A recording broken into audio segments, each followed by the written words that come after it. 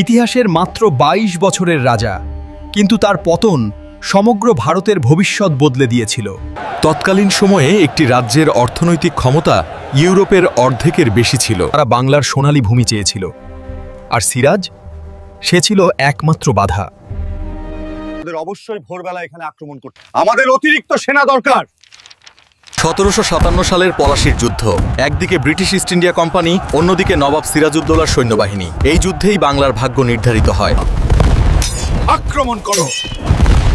এবং পলাশীর প্রান্তরে মীর জাফর বিশ্বাসঘাতকতা করে এবং পালিয়ে গিয়েও তার শেষ রক্ষা হলো না। সিরাজউদ্দৌলা ঠিকই বিদেশিদের হাতে ধরা পড়ল এবং নির্মম মৃত্যুবরণ করল। East India Company is now in charge. Your reign is over. তারপর ২০০ বছর ধরে ইস্ট ইন্ডিয়া কোম্পানি বাঙালিদের উপর শাসন করেছিল এবং বাংলার শেষ নবাবের পতন হয়েছিল।